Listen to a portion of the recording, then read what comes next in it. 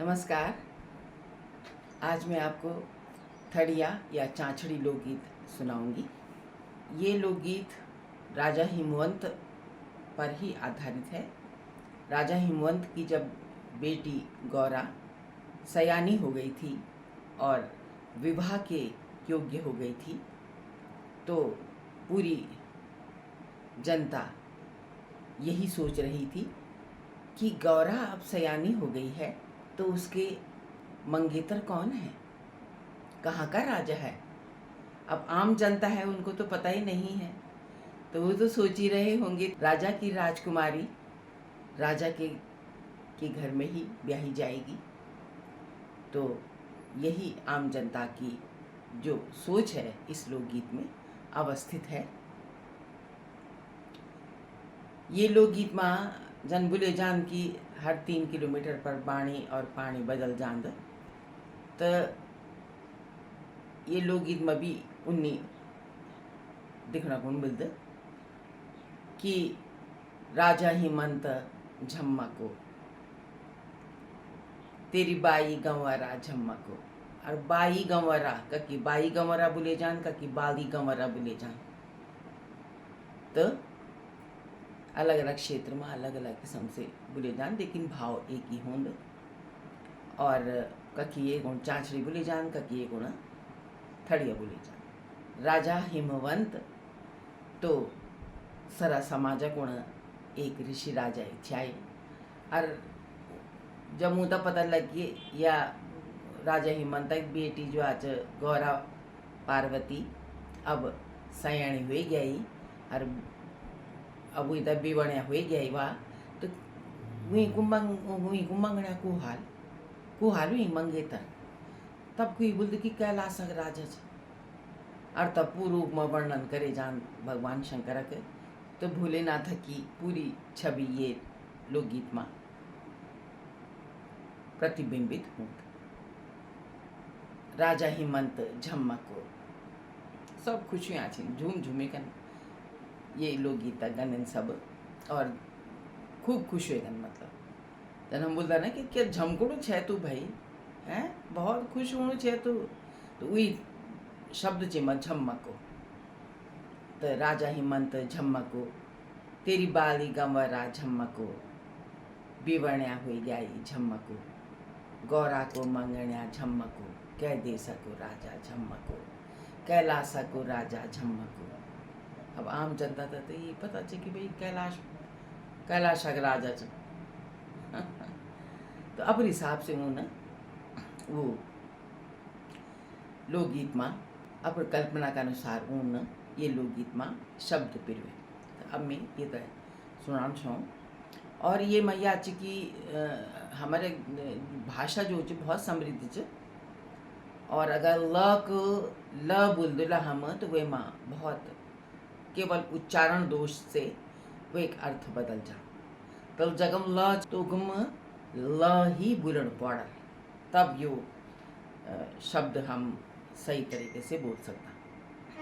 अरे राजा हिमंत झम्मा को, अरे राजा हिमंत झम्मा को, तेरी बाई गंवरा झम्मा को, तेरी बाई गंवरा झम्मा को, अरे राजा हिमंत झम्मा को।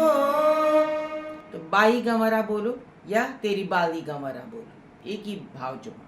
अरे राजा हिमंत झम्मा को, अरे राजा हिमंत झम्मा को, तेरी बाली गंवरा झम्मा को, तेरी बाली गंवरा झम्मा को, बिवण्या हुई गई झम्मा को, बिवण्या हुई गई झम्मा को, गौरा के मंगण्या झम्मा को, गौरा के मंगण्या झम्मा को, कह दे सको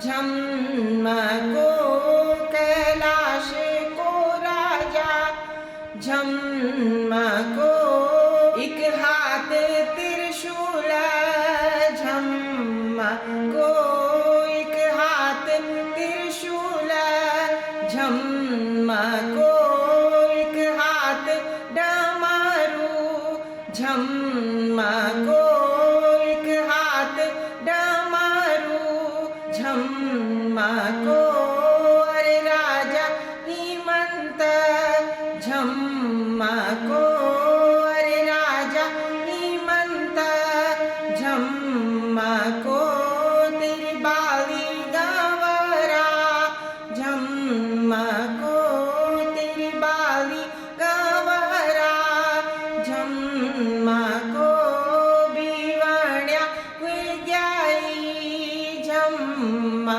को बिवण्या विग्याई, झम्मा को गौरा क्वे मंगण्या, झम्मा को गौरा क्वे मंगण्या, झम्मा को कह देश को राजा, झम्मा को कह देश को राजा, झम्मा को कैलाश को राजा, झम्मा को कैलाश को राजा, झम्मा को जटाधारी योगी, झम्मा को जटाधारी योगी, झम्मा को सिर माच गंगा, झम्मा को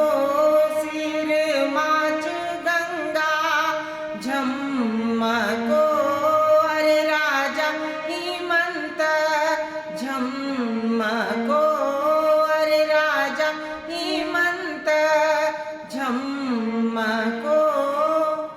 इसी तरह से पूरा लोकगीत गाया जाता है और इसमें स्थाई पूरी गाई जाती है। राजा हिमंत झम्मा को तेरी बाली गंवरा, झम्मा को विवण्या हुए गाई, झम्मा को गौरा को मंगण्या, झम्मा को कह दे सको राजा, झम्मा को कैलाश को राजा, झम्मा को फिर एक हाथ त्रिशूल, झम्मा को एक हाथ डमरू, झम्मा को। ये तरह से पूरी जो भगवान शंकर को रूप च वेतई ये माँ वर्णित करे जा ये लोकगीत। तो इस तरह से स्थाई पूरी गाई जाती है और अंतरे में जो भगवान शंकर का रूप है, स्वरूप है, उसको वर्णित किया जाता है। एक हाथ में डमरू है, एक हाथ में त्रिशूल है। तो विधिवत ये लोकगीत गाया जाता है और संवाद प्रधान लोकगीत है ये। पहले संवाद होता है, फिर परिसंवाद होता है। एक ग्रुप संवाद करता है, दूसरा ग्रुप उसका परिसंवाद करता है, उसका उत्तर देता है और गोलाकार में ये लोक नृत्य किया जाता है। नृत्य प्रधान लोकगीत है ये और बहुत ही पौराणिक लोकगीत है। धुन भी कितनी सुंदर है इसकी। तो इसी तरह से मैं चाहती हूँ कि इसका व्यवहारिक हस्तांतरण भी कर दूँ मैं भावी पीढ़ी को।